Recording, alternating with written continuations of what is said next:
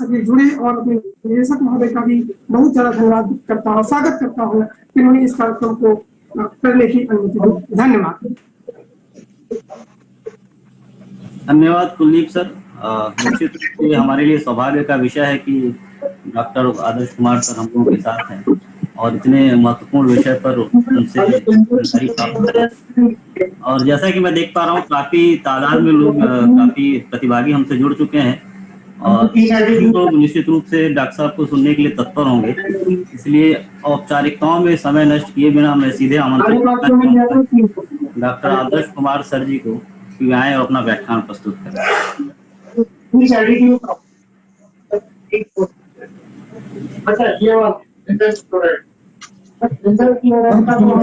सबको नमस्कार करता हूँ।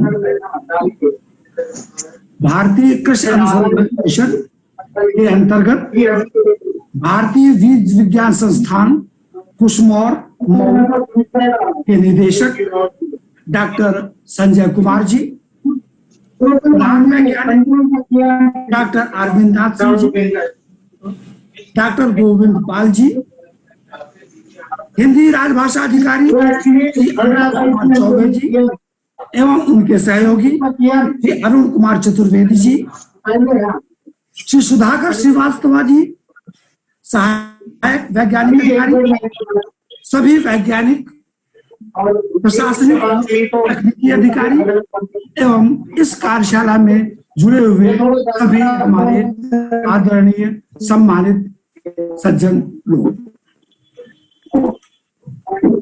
जो विषय मुझे बोलने के लिए मिला है ये है मानव धर्म। इस मानव धर्म को कैसे प्रस्तुत किया जाए, ये इतना बृहत है, इतना बड़ा है इसका फैलाव, उसको समेटने में मुझे कई दिन लगे।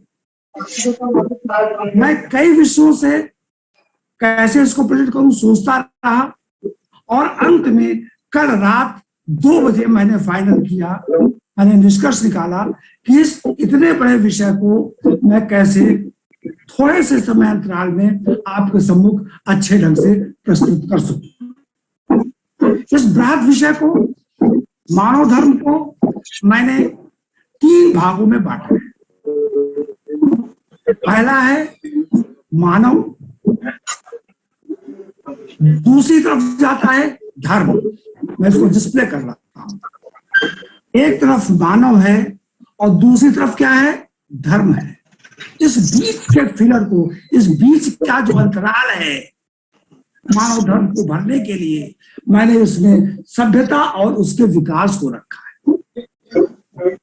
मानव धर्म को समझने के लिए आज के परिप्रेक्ष्य में अगर हम संस्कृत, सभ्यता और उसके विकास को नहीं समझते हैं तो हम मानव धर्म को एक साथ जोड़ करके नहीं समझ सकते। तो हमारा जो वक्तव्य है, हमारा जो व्याख्यान है, इसके 3 मुख्य आयाम होंगे। पहला आयाम होगा मानव, दूसरा हमारा जो व्याख्यान का भाग होगा वो होगा सभ्यता और उसका विकास, और अंत में जो हमारा जो भाग होगा व्याख्यान का वो होगा धर्म।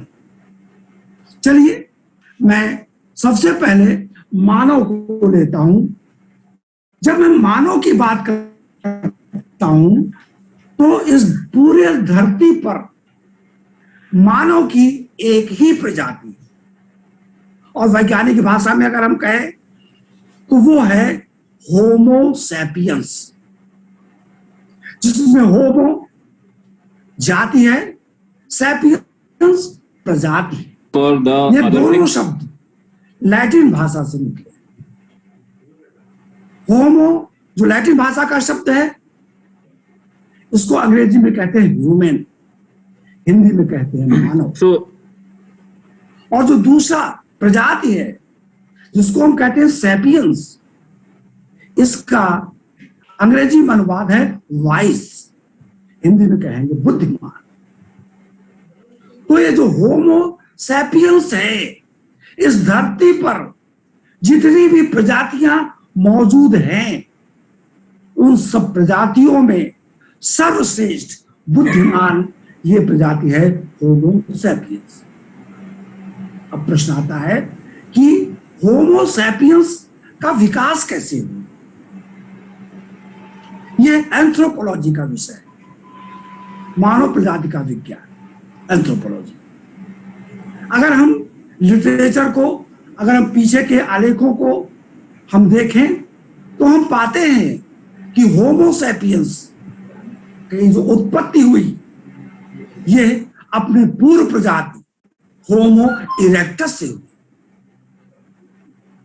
ये जो विकास हुआ ये अफ्रीका में हुआ। जन्म जो होता है होमो सैपियंस का आज के 2 लाख वर्ष पूर्व अफ्रीका में होमो सैपियंस का। और यह जन्म किससे होता है? होमो इरेक्टस से। अब प्रश्न आता है होमो इरेक्टस के लक्षण क्या थे और उनमें क्या परिवर्तन हुए जिससे आज की ये सर्वश्रेष्ठ बुद्धिमान होमो सैपियंस बना। तो पहले हम होमो इरेक्टस जो हमारे पूर्वज हैं उनके लक्षण बता दें। सबसे पहला लक्षण है इरेक्टस यानी सीधा खड़ा हो। 4 पैरों से जो चलता था जीव वो धीरे धीरे खड़ा होने लगा। ये सबसे बड़ा परिवर्तन था होमो इरेक्टस का, सीधा खड़ा हो। दूसरा परिवर्तन क्या हुआ उसमें? उसकी जो पूंछ थी वो गायब हो गई। तीसरा परिवर्तन क्या था? जैसे मेढक को देखें, मेढक उभयचर है। जब पानी में डालता है तो आंख के ऊपर एक झिल्ली चढ़ा लेता है। यह झिल्ली में समाप्त हो गई। अगर हम आंख में देखें तो यहां पर इस जगह पर एक छोटी सी गांठ दिखाई पड़ती है। ये हमारी जो रूडिमेंट्री है, जिसका ह्रास हो गया डिक्टेटिव मेम्ब्रेन का, उसका भाग अवशेष है। और चलिए आगे। हमारी जो मस्तिष्क की क्षमता है, जो आयतन है, जो औसत आयतन मस्तिष्क का है वो 1350 क्यूबिक सेंटीमीटर। ये परिवर्तन होते हैं तो होमो इरेक्टस बनता है। अब होमो इरेक्टस से जब हम आते हैं होमो सैपियंस पे तो इसका जो विकास होता है ज्यादातर इस नेक के ऊपर यानी गर्दन के ऊपर के भागों में होता है होमो सैपियंस, जिसमें मत्था, फोरहेड आता है, आईब्रो, इसके ऊपर की जो हड्डी है इसमें परिवर्तन। हमारा जो जा है जो आगे निकला था पूर्वों में वो अंदर गया, चेहरा सपाट हुआ हमारा। हमारे जो दांत थे इनमें परिवर्तन। तो इतने सारे परिवर्तन दे करके होमो इरेक्टस से होमो सैपियंस यानी बुद्धिमान मनुष्य की उत्पत्ति अफ्रीका में आज के 2000 वर्ष पूर्व होती है। तमाम सारे साथी जो हमारे जुड़े हुए हैं इस कार्यशाला में वे जानना चाहेंगे कि ये किस आधार पर आप ये बात कह रहे हैं। तो वैज्ञानिक आधार इसका है। इसका परीक्षण 2 आधार पर किया जाता है। एक है जीवाश्म फॉसिल से और दूसरा है आनुवांशिक लक्षण जो डीएनए है, डीऑक्सी राइबोन्यूक्लिक एसिड। ये 2 मापदंड हैं जिससे हम पता लगाते हैं कि कब, कहां, कैसे, किस युग में, कितने समय पूर्व कौन किससे विकसित हो रहा है। तो होमो सैपियंस जो आज का मानव है ये अपने पूर्वज होमो इरेक्टस से 2 लाख वर्ष पहले विकसित हुआ, उत्पन्न हुआ। ये उसी जगह पे मौजूद रहा, पर 1 लाख वर्ष पूर्व इसका प्रवास अफ्रीका से उत्तर भारत एशिया में होता है और लगभग 60,000 वर्ष पूर्व ये यूरोप में पहुंचते हैं। इस तरह से जो होमो सैपियंस है इसका प्रवास बढ़ता चला जाता है। अब आता है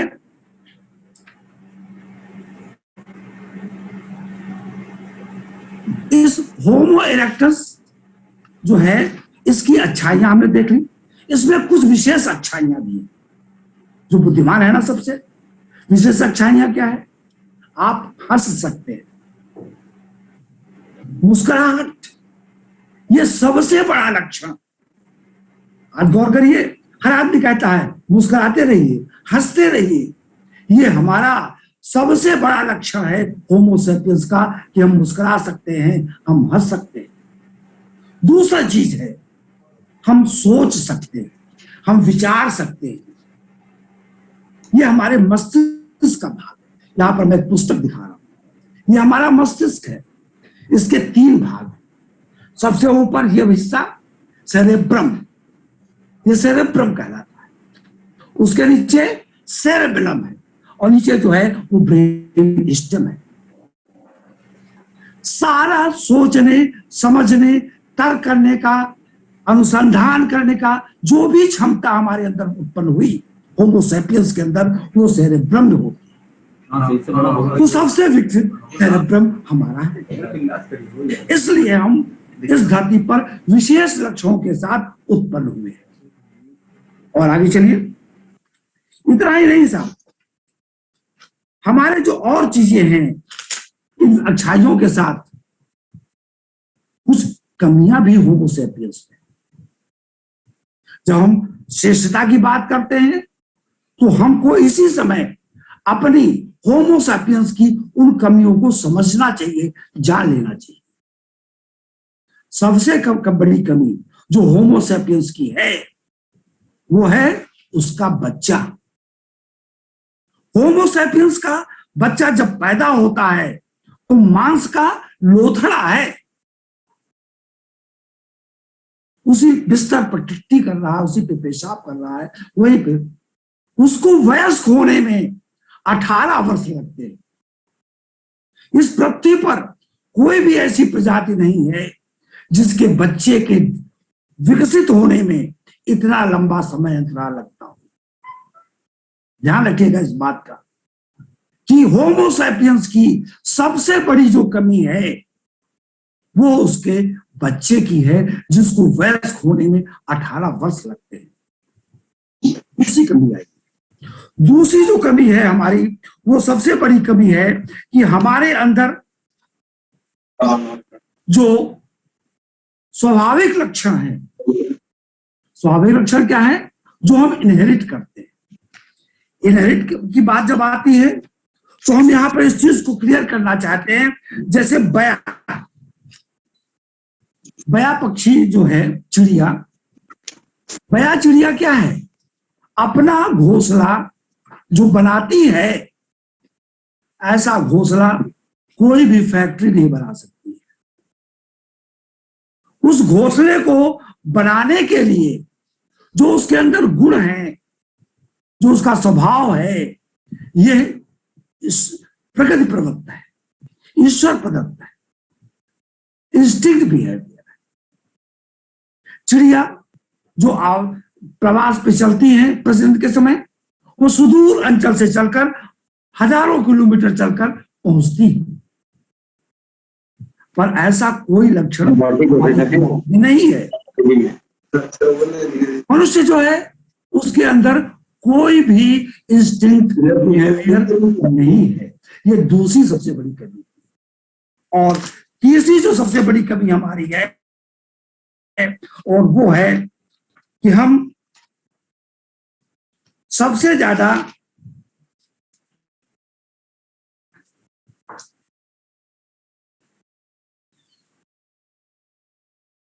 जो हमारे शरीर के अंदर की प्रोटीन्स हैं, सबसे विकसित प्रजाति हम हैं, तो हमारे शरीर की जो प्रोटीन्स हैं वो सबसे ज्यादा जटिल है।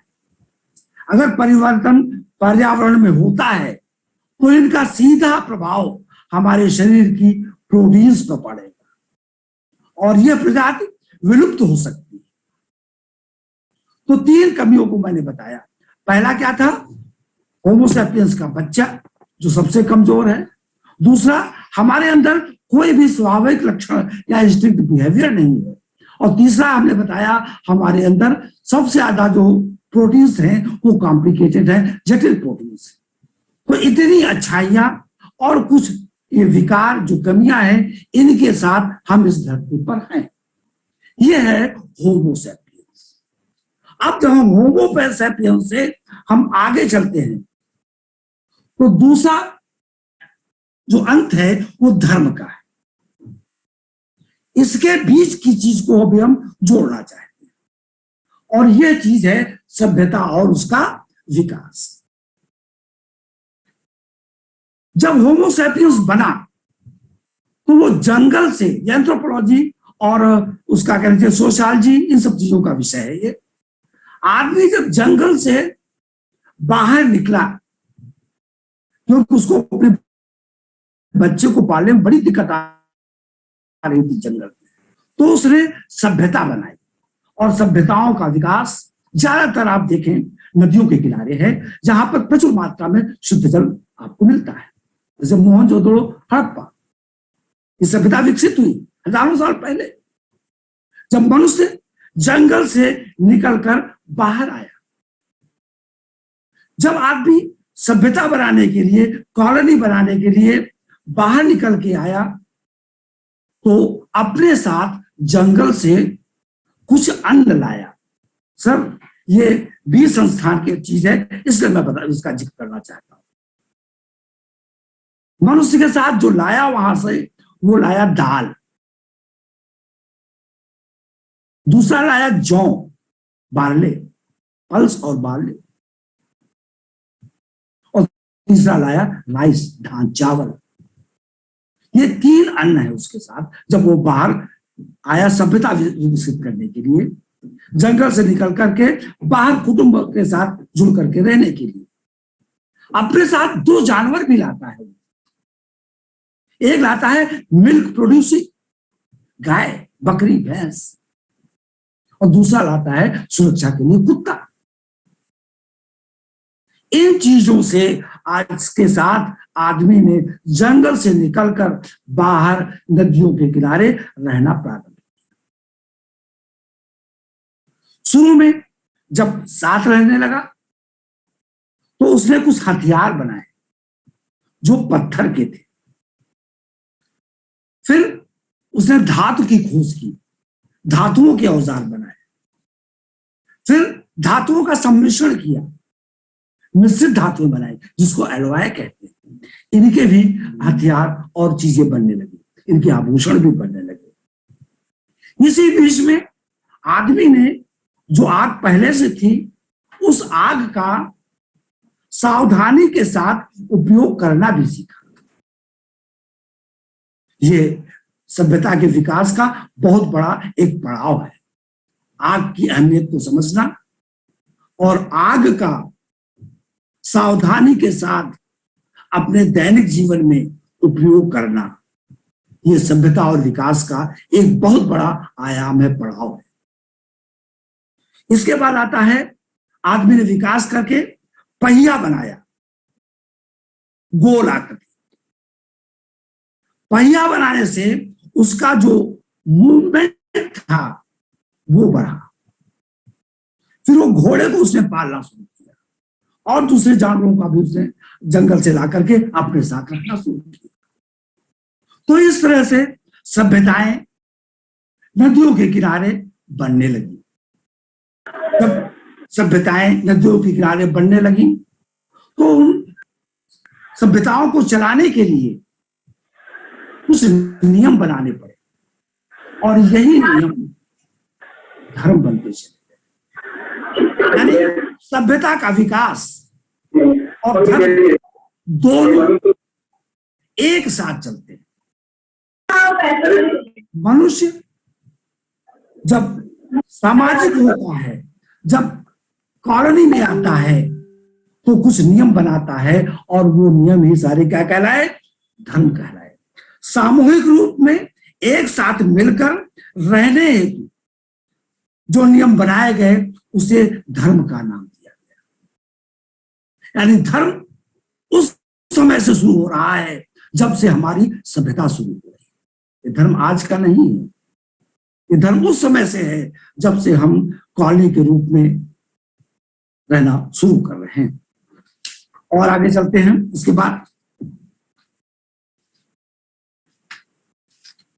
हम ये देखते हैं कि जो धर्म है,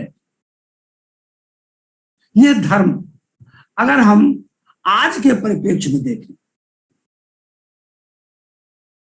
जब होमो सैपियंस इतना विकसित हो चुका है, विज्ञान इतना विकसित हो चुका है, हम इस पर जूम पर बैठ करके बात कर रहे हैं, ये होमो सैपियंस का ही कमाल है, उसकी बुद्धि का कमाल है, इतना विकसित हम हो चुके हैं। तो धर्म के बारे में भी तो हमको सोचना चाहिए,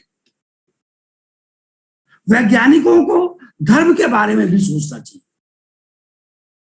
धर्म को हर नागरिक के बारे में सोचना चाहिए। कारण क्या है? यह जो धर्म शब्द है, आज के परिप्रेक्ष्य में जितना इस शब्द का प्रयोग होता है, जितना यह धर्म शब्द चर्चा में आता है, जितना इस पर बहसें होती है धर्म के शब्द पर, यह धर्म शब्द उतना ही ज्यादा विवादित भी है। यह धर्म हर व्यक्ति के साथ जुड़ा हुआ है। दुनिया के हर कोने में आप जाइए, जो भी व्यक्ति है वो कहीं ना कहीं किसी धर्म से जुड़ा हुआ है। इतना सामान्य धर्म आज जो इतना चर्चा का विषय है, वो उतना ही विवादित भी हो चुका है। इसलिए इस बिंदु पर सभी को, खासकर मैं वैज्ञानिकों से आह्वान करता हूं कि उनको भी इस बिंदु पर सोचना चाहिए। अब मैं आता हूं मानव धर्म पर। मानव धर्म क्या है? मनुष्य का मनुष्य के लिए, इसको आप लिख भी सकते हो, मनुष्य का मनुष्य के लिए अंतरानुभूत की प्रक्रिया में एक दूसरे की मदद करना, यही मानव धर्म है। यही से इसका प्रारंभ होता है। अब हम आते हैं मानव धर्म की बात। हम किसी और धर्म की बात नहीं करते हैं, हम अपने निजी धर्म की बात करते हैं। हम सब जितने लोग यहां बैठे हुए हैं, जो लोग भी हमसे जुड़े हुए हैं इस समय, आप गौर करिए इस बात पर, इस धरती पर सबसे विकसित प्रजाति जो है होमो सैपियंस, उसकी आप एक इकाई बैठे हुए। अपनी अहमियत को समझो। होमो सैपियंस अगर अपनी अहमियत समझ ले, सारी समस्या का समाधान हो जाता है। ये जो विकसित प्राणी है, इसका धर्म क्या है? यहां पर मैं एक कोटेशन देना चाहता हूं आचार्य श्री राम शर्मा का। ये शांति कुंज हरिद्वार के संस्थापक है आचार्य श्री राम शर्मा जी। उनका एक श्लोक मुझे एक स्लोगन बहुत अच्छा लगा, कोटेशन। वो कहते हैं, हम सुधरेंगे जग सुधरेगा। यानी होमो सैपियंस की यूनिट, मैं, आप जो भी मेरी बात सुन रहा है, हर वो व्यक्ति अगर अपना सुधार करे, अपने कर्तव्य को देखे, अपने धर्म को देखे, सब संभव है। हो इसका उल्टा रहा है। अभी 5 जून को पर्यावरण दिवस था। मेरे मोबाइल पर छोटे से लेकर बड़े तक सबने हमको उपदेश भेजा कि प्रकृति की सुरक्षा कीजिए। हम एक दूसरे को उपदेश दे रहे हैं। हम आपसे कह रहे हैं आप सुधर जाइए, आप हमसे कह रहे हो कि आप सुधर जाइए। ना मैं सुधर रहा हूं, ना आप सुधर रहे हैं। तो आचार्य श्री राम शर्मा जी का यह कथन हर व्यक्ति को, हर होमो सैपियंस को अपने जेहन में बिठा लेना चाहिए। हम सुधरेंगे तो जग सुधरेगा। हम अपना धर्म देखें, स्वधर्म जिसको कहते हैं। तो धर्म का जो मानव धर्म है उसके पहले कदम की मैं चर्चा कर रहा हूं। अब मैं मानव धर्म की जो हमारा टॉपिक है उस पर मैं अब आया हूं। मानव धर्म का जो पहला कदम है, पहला स्टेप है, वो है स्वधर्म। हमारा धर्म क्या है? हमारा धर्म है ये जो हमारा शरीर है, जिसके अंदर जीवात्मा है, इस शरीर को, इस आवास को, इस क्वार्टर को हम सुरक्षित रखें। मानव धर्म का पहला कदम है जो स्वधर्म कहलाता है, हम अपने को सबसे ज्यादा सुरक्षित और स्वस्थ रखें। जब हम स्वस्थ हैं तभी तो हम कुछ कर सकते हैं, तभी तो अच्छा सोच सकते हैं। तो पहला धर्म जो होमो सैपियंस का है वो है स्वधर्म में कि हम स्वस्थ रहें। और जब स्वस्थ की बात करते, स्वस्थ होना, तो स्वस्थ होना सिर्फ शरीर से नहीं है, मानसिक भी है। हम शरीर से भी स्वस्थ हो और मस्तिष्क से भी स्वस्थ हो। आज के समय में मस्तिष्क विकार या मानसिक रोगियों की संख्या पूरे विश्व में बहुतायत में हो गई है और बहुत तेजी से बढ़ रही है। तो दो चीजें, हमें पहले अपने को स्वस्थ रखना है। पहला मानव धर्म है कि हम अपने को स्वस्थ रखें। और हम खुद में स्वस्थ कब आए, उसमें दो बातों की हमने चर्चा की। एक शारीरिक, हमारा स्वस्थ, बीमारी शरीर जो है वो बीमारियों से रहित हो। मस्तिष्क हमारा अच्छा सोच सके। यहां पर एक चीज मैं उदाहरण देना चाहता हूं, महाभारत का मैं जिक्र करना चाहता हूं। यहां पर महाभारत के 4 पात्र मैं ले रहा हूं। एक पात्र है दुर्योधन, दूसरा पात्र है कर्ण, तीसरा पात्र है अर्जुन और चौथा पात्र है कृष्ण। चारों पात्र शारीरिक और मानसिक स्वस्थ है। गौर करिएगा, दुर्योधन भी सोचता है, मस्तिष्क उसका बहुत फर्टाइल है, बहुत एक्टिव है। कर्ण का भी मस्तिष्क और शरीर दोनों बहुत फर्टाइल है, बहुत मतलब ऊर्जावान है, स्वस्थ है। उधर अर्जुन भी शारीरिक और मानसिक स्वस्थ, पर दोनों में बड़ा अंतर है। हम दुर्योधन और कर्ण को एक साथ रखते हैं और अर्जुन और कृष्ण को एक साथ रखते हैं। यहां पर तीसरा स्वास्थ्य आता है, जो अपना स्वास्थ्य, उसका तीसरा आयाम है आध्यात्मिक स्वास्थ्य। ये अति महत्वपूर्ण है, जो हमारी आज की पीढ़ी में सबसे चिंताजनक चीज है, ये विलुप्त होता जा रहा है। हर व्यक्ति तभी स्वस्थ है जो स्वधर्म है हमारा है। हम तभी स्वस्थ हैं जब हम शारीरिक, मानसिक और आध्यात्मिक रूप से स्वस्थ हो। ये बात मैं आपको बहुत अच्छे ढंग से समझाना चाहता हूं कि मनुष्य पहले धर्म में अपने शरीर का, अपने का ध्यान रखे, जिसमें उसको अपना शरीर, अपना मस्तिष्क और आध्यात्मिक विचारधारा जो है उसको प्रबल करे। इन तीनों में अगर कोई भी चीज हटती है तो आदमी स्वस्थ नहीं है, वो अस्वस्थ है। अगर उस मनुष्य से आध्यात्म हट गया तो स्वस्थ मनुष्य नहीं कहलाएगा वो। कभी गौर करिए कि ये जो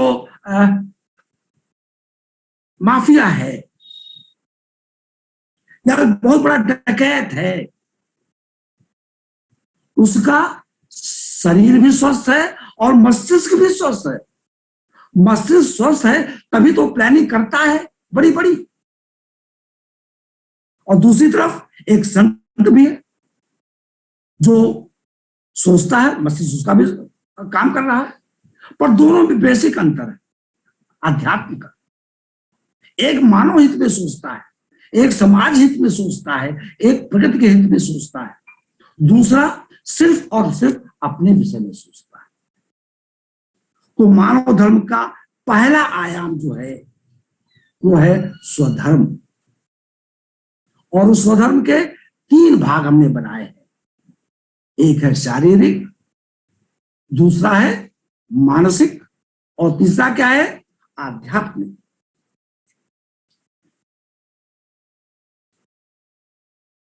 यहां पर हम अगर बात करें सारे धर्मों को जोड़कर, तो भारतवर्ष में जो धर्म चला वो चला सनातन धर्म। ये आदिकाल से चला आ रहा सनातन धर्म भारतवर्ष में। और ये जो धर्म है, इस धर्म का जो मुख्य भाग है वो ये है, एक श्लोक है, और वो श्लोक ये कहता है,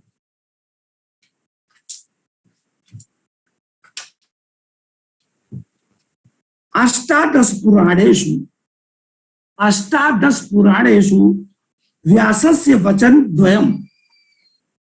अष्टादश पुराणेषु व्यासस्य वचन द्वयम् परोपकारः पुण्याय पापाय परपीडनम्। ये धर्म है जो हमारे सनातन धर्म में जो पुराण लिखे गए। सनातन धर्म में वेद है, पुराण है, उपनिषद है। तो जो 18 पुराण हैं, इनका जो निचोड़ है वो सिर्फ 2 बातों पर है, परोपकार है, पुण्य है। सबसे बड़ा पुण्य दूसरे का हित करना है, दूसरे की तकलीफ को दूर करना है। और सबसे बड़ा पाप जो है वो है कि हम दूसरे को हमारी वाणी से, हमारे कर्म से अगर दूसरे को कष्ट होता है तो ये सबसे बड़ा पाप है। ये भी स्वधर्म नहीं।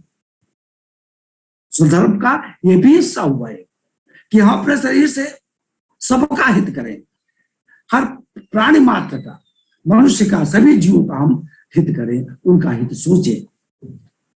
अगर हम कुरान को देखें तो कुरान में एक आयत है, इन्ना रहमत अल्लाह करीबुम मिनल मोहसिनीन। फिर मैं पढ़ रहा हूं, इन्ना रहमत अल्लाह करीबुम मिनल मोहसिनीन। इसका अर्थ क्या है? अल्लाह की रहमत नेक चरित्र वालों की हमेशा बनी रहती। नेक कौन है? जो दूसरे की भलाई करे, ये कुरान कहता है। यानी परोपकार को यहां भी महत्व दिया गया है। इन्ना रहमत अल्लाह करीबुम मिनल मोहसिनीन। और जो दूसरा धर्म है जो बहुत व्यापक है वो है हमारा बाइबल। बाइबल में कोरिन्थियंस 9 में, बाइबल कोरिन्थियंस 9 में 6 से 8 बिंदु जो हैं वो इसी बात को हाईलाइट करते हैं या उस पर प्रकाश डालते हैं। मैं 6:9 को पढ़ रहा हूं, 9:6 को पढ़ रहा हूं। इसे याद रखो, ये बाइबल कह रहा है, इसे याद रखो, जो थोड़ा बोता है वो थोड़ा ही काटेगा, जो थोड़ा बोता है वो थोड़ा ही काटेगा, और जिसकी बुआई अधिक है वो अधिक काटेगा। बुआई मतलब है नेक कार्य करना, परोपकार करना, जो सनातन में भी है, कुरान में भी है और बाइबल में भी। 9:7 बाइबल का, कोरिन्थियंस का। हर कोई बिना किसी कष्ट के, हर कोई बिना किसी कष्ट के या बिना किसी दबाव के उतना ही दे जितना उसने अपने मन में सोच रखा है, क्योंकि परमेश्वर प्रसन्न दाता से ही प्रेम करता है। बड़ा अच्छी बात लिखी गई है 9:7 में। हम दबाव में आकर के परोपकार न करें, हम परोपकार करें जो प्रसन्न चित्त होकर के, जो हमारी सामर्थ्य। 1 करोड़पति आदमी किसी को 100 रुपया दे देता है, और एक गरीब आदमी जिसके पास 100 रुपया है वो 100 रुपए से 10 रुपया देता है। तो मैं अगर उसको एनालाइज करूंगा तो मैं 100 रुपए देने वाले को महत्व नहीं दूंगा, मैं 100 रुपए में से 10 रुपए देने वालों को का व्यक्ति का मैं महत्व दूंगा। क्योंकि जो करोड़पति है वो 100 से ज्यादा भी देने की सामर्थ्य रखता है, और जो 100 में 10 दे रहा है, प्रसन्नता पूर्वक दे रहा है, इसका जो ये परोपकार है ये वाकई में श्रेष्ठ है।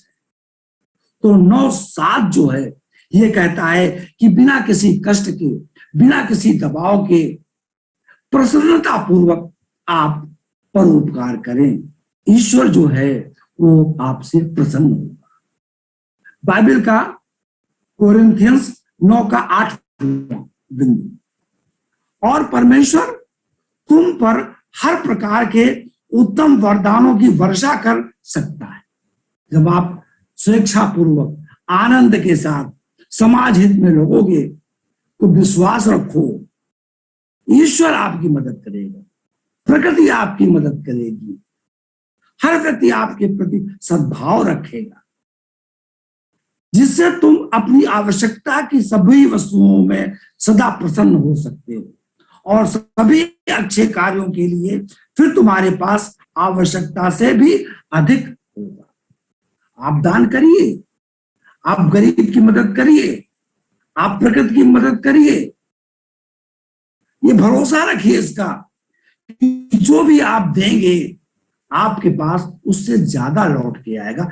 आज के समय में, आज की तारीख में होमो सैपियंस का इस बिंदु पर विश्वास उठ गया है।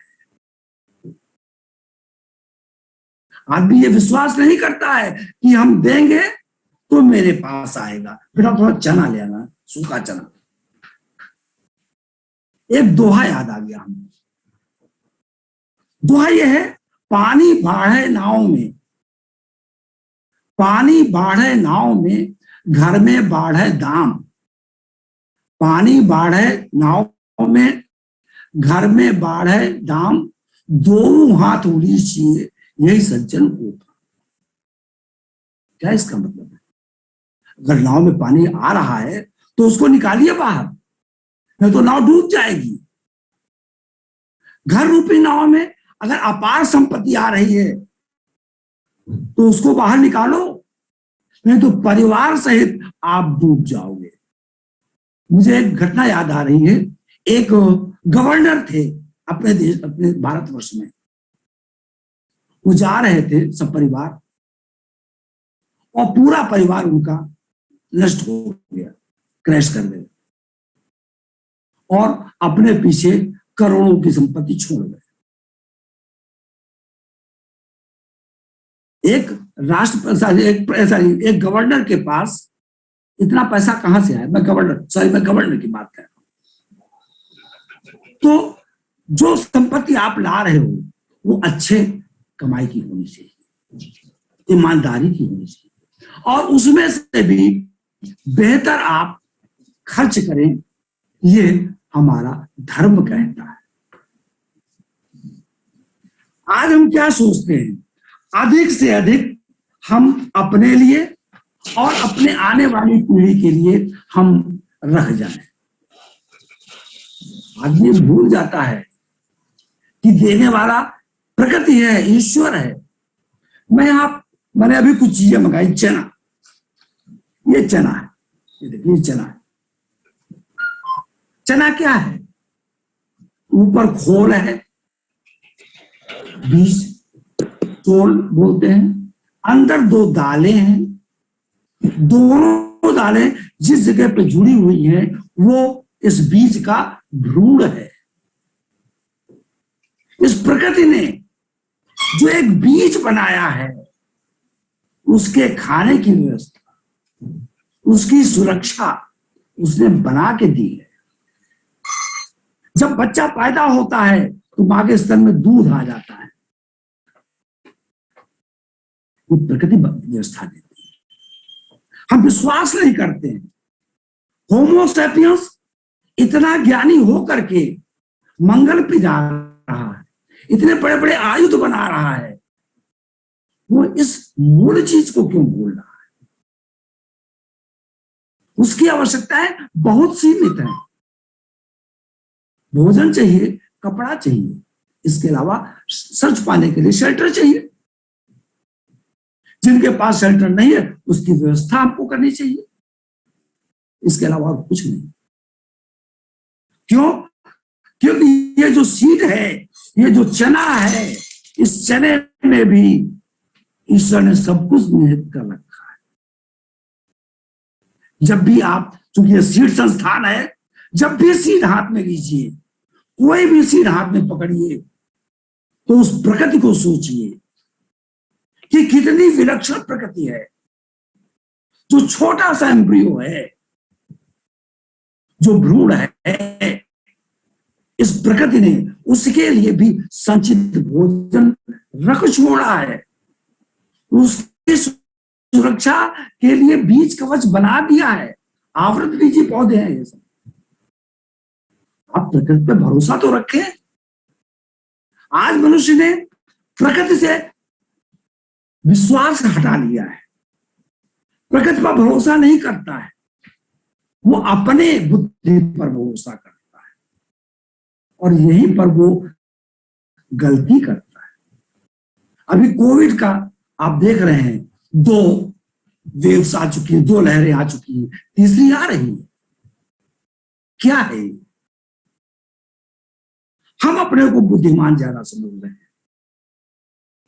प्रकृति ही सब कुछ है, ऐसा हमको सोचना चाहिए। प्रकृति से हम उपजे हैं, हम प्रकृति की देन हैं। प्रकृति ने इन करोड़ों साल में, सैकड़ों करोड़ों साल से विकास करते करते हमको उत्पन्न किया है। तो हमारा लक्ष्य क्या है? हमारा लक्ष्य ये है कि हम जो सबसे विकसित प्राणी हैं, इस प्रकृति की सुरक्षा के लिए सोचें। ये हमारा सोच होना चाहिए। ये तो हुआ पहला धर्म।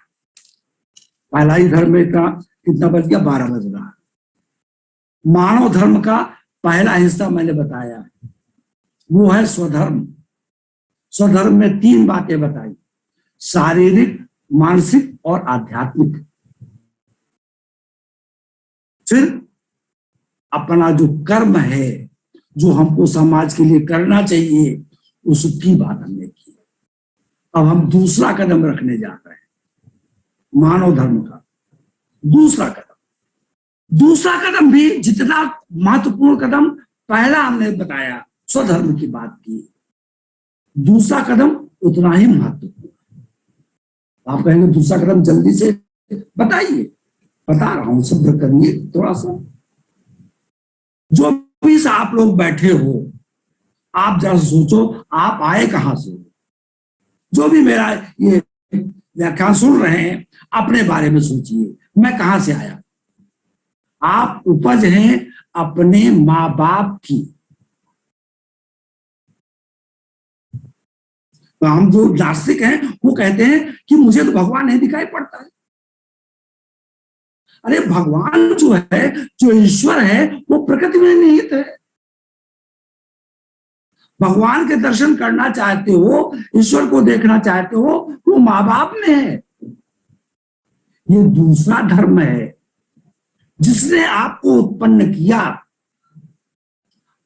मैं आपकी बात कर रहा हूं, जो भी मैं अपनी तरफ भी उंगली उठा रहा हूं। मैं जब पैदा हुआ तो मांस का लोथड़ा था।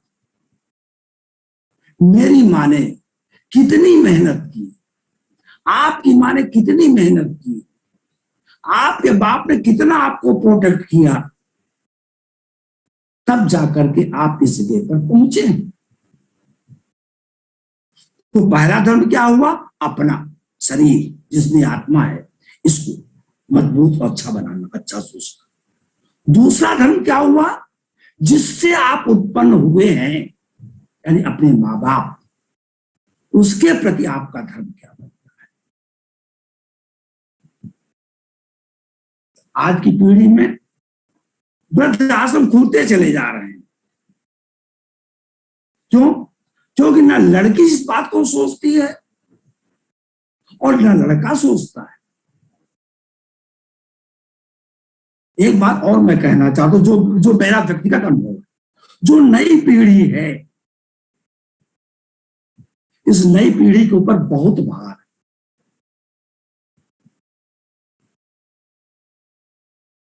अपने माँ बाप को अच्छा रखना, उसके मानसिक स्तर को बनाए रखना, उसके खाने पीने की व्यवस्था करना, ये सारी चीजें आपको करनी है। वृद्धाश्रम में छोड़ करके पैसा भेज देने से आप अपने धर्म से मुक्ति नहीं पा सकते हैं। कुछ बच्चे हमसे पूछते हैं कि माँ बाप के ऋण से कैसे मुक्त हुआ जा सकता है। मैं अध्यापक रहा हूं, प्रिंसिपल रहा हूं। कई बच्चे कभी एक बार आए, पूछा कि अपने माँ बाप के ऋण से हम कैसे ऋण हो सकते हैं। तो जो भी सुन रहे हैं वो इस बात को समझ लें, कोई भी औलाद, चाहे वो लड़का हो चाहे लड़की हो, अपने माँ बाप के ऋण से ऋण नहीं हो सकती है। ये आपका दूसरा धर्म है कि आप अपने माँ बाप की रख रखाव की, उनके मानसिक स्तर की, उनकी पूरी व्यवस्था की जिम्मेदारी आप निर्वाह करें। ये दूसरा धर्म है मानव। तो समझ करें। और इसको तीसरा धर्म है।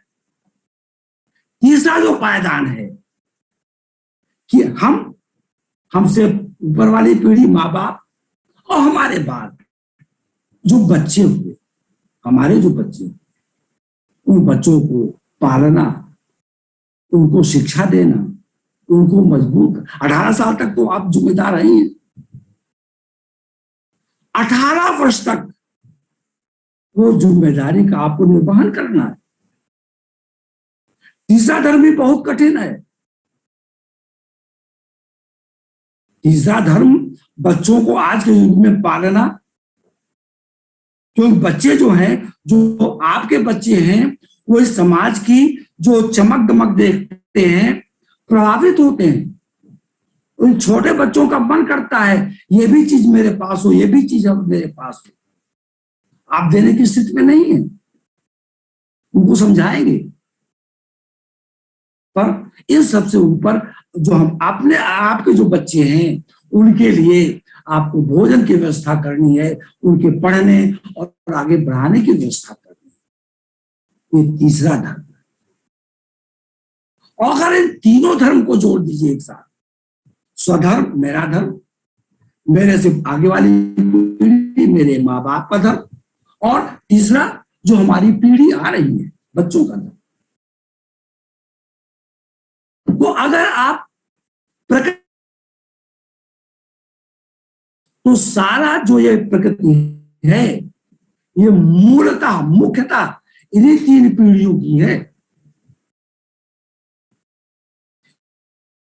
ये सारा जो माया मोह है 3 पीढ़ियों का है। आपसे मैं पूछूं कि आज के 8 पीढ़ी पहले कौन था? कोई इसमें जो लोग सुन रहे हैं, कोई 8 पीढ़ी पहले शायद किसी को याद हो, जिसके घर में सिलसिला हो, नहीं तो किसी को आपको नाम नहीं मालूम होगा। और आपसे पूछूं 8 पीढ़ी बाद कौन होगा? कुछ ही नहीं आगे। तो जो बांड है वो 3 पीढ़ियों का है। मैं, मेरे से ऊपर जाने वाली पीढ़ी और नीचे से आने वाली पीढ़ी, इन 3 पीढ़ियों का सामंजस्य मानव धर्म के 3 मुख्य आयाम हैं। स्वधर्म, माता पिता के प्रति धर्म, और तीसरा क्या हुआ? आने वाली पीढ़ी के लिए धर्म। उस पर 4 लाइनें मैंने कभी लिखी थी बहुत पहले। एक पुस्तक लिखी है, विचार श्रृंखला, इसमें कविता है हमारी तीन पुष्ट पल रही मोह में फंसी हुई, तीन पुष्ट पल रही मोह में फंसी हुई, जानकर अजान है विधि का विधान है, यह भ्रांत क्या असत्य है, अमृत ही सत्य है। इसमें एक शब्द का प्रयोग हुआ है, भ्रांति, भ्रम। एक हिंदू माइथोलॉजी में दुर्गा सप्तशती मार्कंडेय पुराण की है। इसमें जितनी भी उपासना है वो सब अब्स्ट्रैक्ट चीजों की, भावों की है। जैसे या देवी सर्वभूतेषु मात्र रूपेण संस्थिता, नमस्तस्यै नमस्तस्यै नमस्तस्यै नमो नमः। मातृत्व ये भाव है। चिड़िया भी कभी गौर करिए अपने बच्चे की चोंच में कितने भाव से दाना डालती है। वो न्यूट्रिशन का कोर्स करने नहीं गई है, ये भाव है। या देवी सर्वभूतेषु दया रूपेण संस्थिता, नमस्तस्यै नमस्तस्यै नमस्तस्यै नमो नमः। या देवी सर्वभूतेषु शांति रूपेण संस्थिता, नमस्तस्यै नमस्तस्यै नमस्तस्यै नमो नमः। ये जितने भी चीजें हैं सब भाव की हैं, इनका कोई स्वरूप नहीं है। ये एहसास है, एहसास ही ईश्वर है। इसी में एक श्लोक आता है आखिरी में, उसका मैं जिक्र करना चाहता हूं। या देवी सर्वभूतेषु भ्रांति रूपेण संस्थिता, नमस्तस्यै नमस्तस्यै नमस्तस्यै नमो नमः। हे देवी, आप मेरे मस्तिष्क में ब्रह्म रूप में स्थापित, और इसका विलोम भी है। इसका विलोम क्या है? महाभारत, एक तरफ कौरव सेनाएं हैं, दूसरी तरफ पांडवों की सेना है। अर्जुन परेशान हो जाते हैं, कृष्ण से कहते हैं बीच में रथ ले चलो, गांडीव छोड़ देते हैं, कहते हैं तो हम अपने परिवार का, अपने कुटुंब का विनाश करने जा रहे हैं। तो कृष्ण क्या कहते हैं? कृष्ण कहते हैं न कोई तेरा बाप, न कोई तेरा परिवार, न कुछ, तुम अपने कर्तव्य का पालन करो। यहां जो भ्रम है उस भ्रम को कृष्ण तुड़वा रहे हैं अर्जुन का। तो आम आदमी दिग्भ्रमित होता है कभी कभी कि भ्रम पाले कि भ्रम तोड़े। तो होमो सैपियंस को क्या करना चाहिए? संस्कृत बुद्धिमान प्राणी होना, आपको यह करना है, भ्रम को जानो, भ्रम को समझो, भ्रम को जियो। ये जो दुनिया संसार है, इस संसार के भ्रमों को जानिए, उनको समझो, उनको समझिए और उनको जियो भी। और अगर आवश्यकता पड़ती है तो इस भ्रमों के जाल को तोड़कर बाहर निकलना सीखो। ये होमो सैपियंस ही कर सकता है, जो कृष्ण ने अर्जुन का करा है। तो मकड़ी जाल में फंस गई, पूरी जिंदगी उसी जाल में फंसी रहेगी, उसी में मर जाएगी मकड़ी। मकड़ी मत बनो, होमो सैपियंस। भ्रमों को जानो, समझो, जियो, और जब समय आए तो बहादुर की तरह से उस जाल को तोड़कर बाहर आना सीखो। तो मैं बात कर रहा हूं किसकी? तीन पुस्तकों की, तीन धर्म की। स्वधर्म, पिता का धर्म,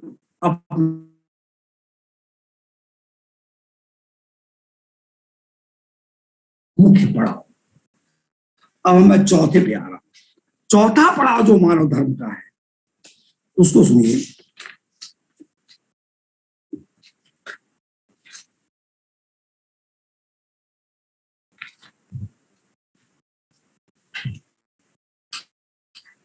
चौथे धर्म में परिवार है ना, हमारे संबंधी आते हैं। आपका धर्म, हमारा धर्म, हमारे संबंधियों के साथ क्या है? संबंधी में कौन? भाभी भाई, बहन बहनोई और नानी नाना, मामी मामा, ये भी संबंध है। इन संबंधों को कौन जिएगा? तमाम लोगों ने हमसे प्रश्न किया जब मैंने इस बात को कहा कि संबंधों को कौन जिए, बड़ा कठिन है आज के युग में इनको चलाना। मैं मानता हूं चलाना कठिन है, आप छोड़ दीजिए संबंधों को। पर जब मुसीबत आती है, जब आपके ऊपर विपत्ति का पहाड़ टूटता है, तो यही संबंधी जिनकी मैं बात कर रहा हूं, भाई भौजाई, बहन बहनोई, बुआ फूफा, नानी नाना, मामी मामा, चाची चाचा, ये सब ढाल की तरह से आपकी सुरक्षा करते हैं। इन संबंधों को भी जियो। ये चौथा पायदान है आपका। आपकी जो मानसिक ताकत है, जब आप विपत्ति में होगे तो ये जो संबंधी हैं, ये कवच बनकर आपकी सुरक्षा करेंगे। ये चौथा पायदान। पांचवा पायदान पे चलिए और आगे बढ़िए।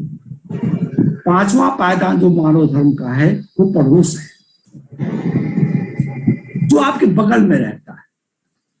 आपके बगल में हो सकता है एक आदमी बहुत अमीर रहता हो, दूसरा आदमी बहुत गरीब रहता हो। आजकल जो फ्लैट सिस्टम चला है, इसमें एक पड़ोसी बगल के पड़ोसी से परिचित नहीं होता, कहां रहने वाला कौन है, कहां आया कहां गया। इसीलिए मानसिक विकृति पैदा हो रही है। आज के समय में स्वस्थ नहीं है। पूरी रेस की रेस सारी पूरी प्रजाति की प्रजाति जो है अवसाद से गुजर रही है। क्यों? क्योंकि वो अपने पड़ोस के धर्म को नहीं समझता है।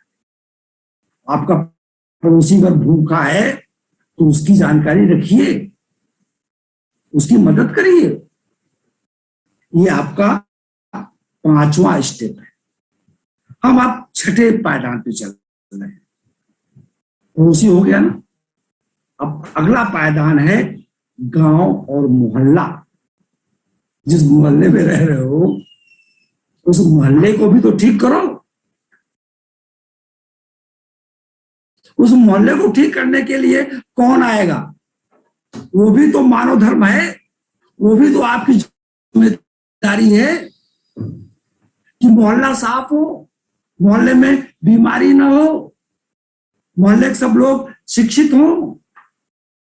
इसको कौन देखेगा? तो धीरे धीरे बढ़ रहे हैं। आप गौर करिए, हमारा जो फैलाव है मानव धर्म का, ये स्वयं से शुरू होकर के धीरे धीरे ऊपर बढ़ता चला जा रहा है। पांचवें पायदान पे जब हम पहुंचे हैं तो हमारा पड़ोसी का धर्म आया, और जब छठे पायदान पर मैंने पैर रखा तो हमारा गांव और मोहल्ला या वार्ड कह लीजिए उसको, उसके लिए भी आपका धर्म। अब हम चलते हैं सातवें पायदान की तरफ। सातवां जो पायदान है वो आपका शहर है, जिसका आप मेयर चुनते हो, जो भी चुनते हो, उसके बारे में, शहर के बारे में तो आपको सोचना पड़ेगा। लोग पूछते हैं ना आपसे, भाई कहाँ के रहने वाले हो? तो अपने आपने कहा हम मऊ के रहने वाले। अच्छा, वो मऊ जहां पर वो बीज संस्थान है, तो जगह का, शहर से हो, उसके बारे में भी अच्छा सोचो, उसकी उन्नति के लिए, उसके बढ़ावे के लिए भी अच्छा सोचो। ये आपका धर्म है, यही मानव धर्म है। ये हमारा छठा पायदान है मानव धर्म। ये जैसा ये सातवां हुआ। छठा था हमारा मोहल्ले का, सातवां है हमारा शहर का। आठवां पायदान पर पहुंचते हैं तो हमारा प्रदेश आता है, उत्तर प्रदेश। उत्तर प्रदेश का विकास होगा तो हम सब उससे लाभान्वित होंगे। तो अपने प्रदेश के विकास के लिए व्यक्तिगत मेरा क्या योगदान हो सकता है? होमो सैपियंस की एक यूनिट के रूप में मैं अपने प्रदेश के किस काम आ सकता हूं, ये हमको सोचना पड़ेगा आज की तारीख में। तो हम इतना विकास कर चुके हैं, हम मंगल ग्रह पे जा रहे हैं, हम रॉकेट चला रहे हैं, हम नए नए आयुध बना रहे हैं नष्ट करने वाले। हम उसी तरफ सोचेंगे, कभी खुद को भी सोचेंगे कि नहीं सोचेंगे। तो शहर के बाद हम किस पे पहुंचे? 8वें पायदान पर, प्रदेश पर आए, और प्रदेश से आगे बढ़िए। 9वां पायदान ये है देश, ये है राष्ट्र, जिसे कहते हैं राष्ट्र धर्म, देश धर्म। हम जिस मिट्टी में पैदा हुए हैं, हम इसी मिट्टी में पले हैं, इसी मिट्टी में बड़े हुए हैं, और हमारे इस शरीर का कण कण इसी मिट्टी में फिर विलीन हो जाएगा। हम इस मिट्टी से पैदा हुए, इस मिट्टी में हम इसी मिट्टी के कण कण से जोड़ के बड़े हुए हैं, ये स्वरूप धारण किया है, और ये पूरा शरीर हमारा इसी मिट्टी में मिल जाएगा। तो आपका कर्तव्य, आपका धर्म जो मानव धर्म है, वो राष्ट्र के लिए क्या है, राष्ट्र की उन्नति के लिए क्या है, ये हमको सोचना पड़ेगा, निष्ठापूर्वक सोचना पड़ेगा। हमको अगर कुछ नुकसान सहकर भी हमारे राष्ट्र का अगर कल्याण होता है, तो हम उस नुकसान को, उस हम तकलीफ को हम बर्दाश्त करेंगे, तो अपने राष्ट्र का नाम ऊपर बढ़ाएंगे। ये हमारा कौन सा पायदान चल रहा था देश का? ये 9वां हमारा पायदान था।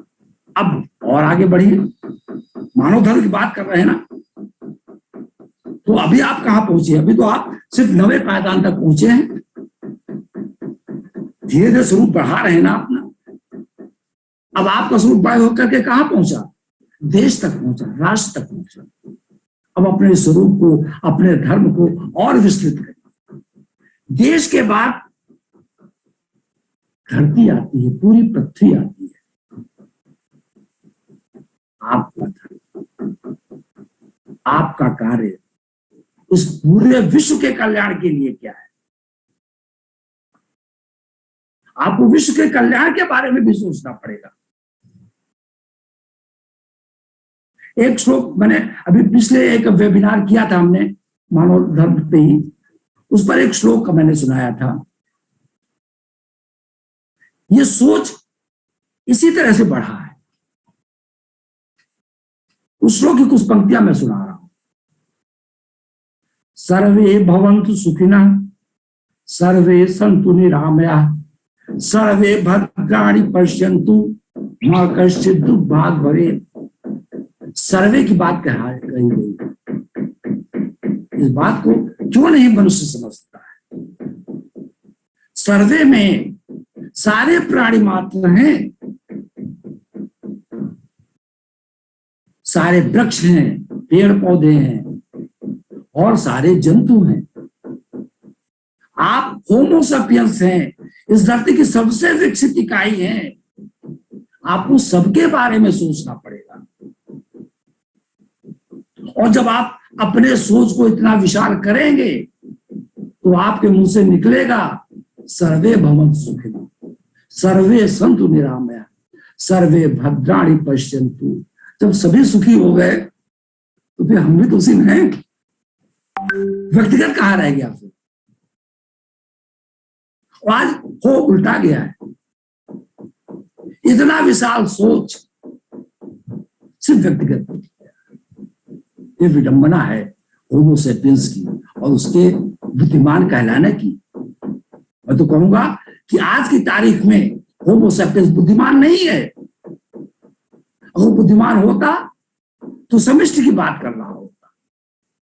इसलिए मैं वैज्ञानिकों से आह्वान कर रहा हूं कि वो इस बिंदु को भी अपने साथ जोड़े। एक चीज और याद आ गई, देखिए चीजें बोलने लगे तो याद आती है। एक स्थान है नैमिषारण्य, सीतापुर जिले में। वहां पर एक देवी का मंदिर है, ललितांबा देवी। उसी के पास एक है काली पीठ।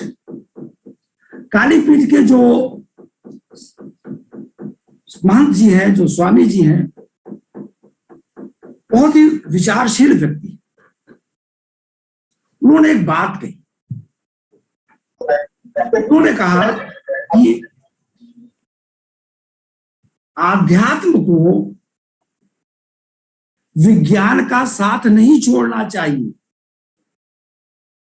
इसको लिख लीजिए अपने पास, जो लोग नोट कर रहे हो।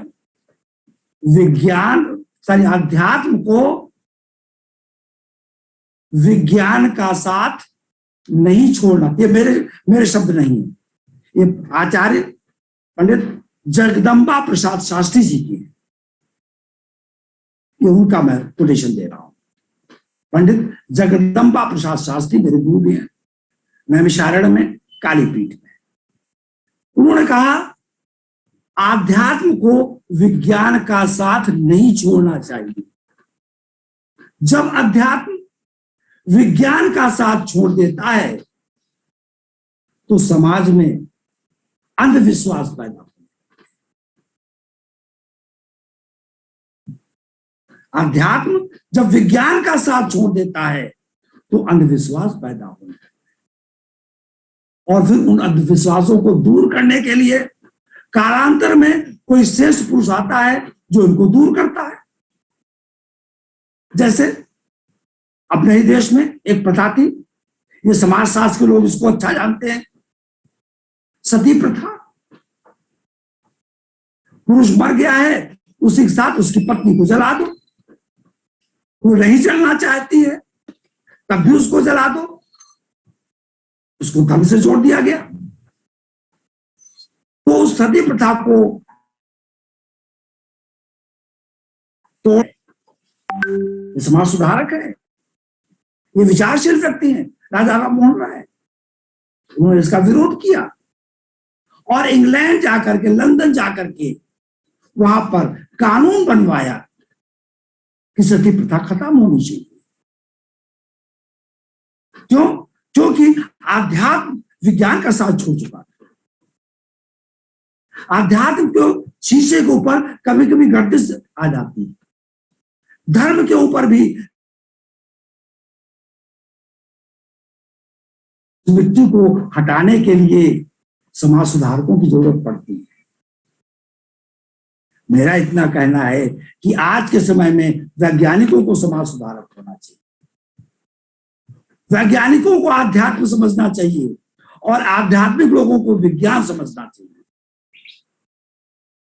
तो आध्यात्म बगैर विज्ञान के अंधविश्वास पैदा करता है, और इसका उल्टा क्या है? अगर विज्ञान से अध्यात्म हटा लीजिए,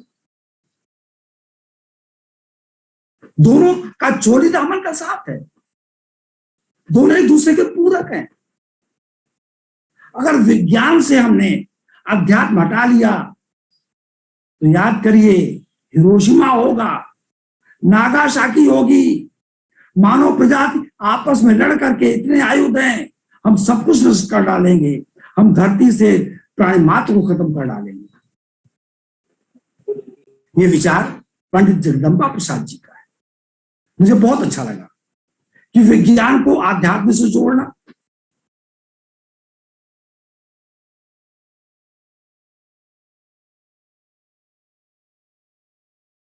अराउंड 12:30 तक मेरा समय है। ये था हमारा 10वां पार्ट। 11वां पार्ट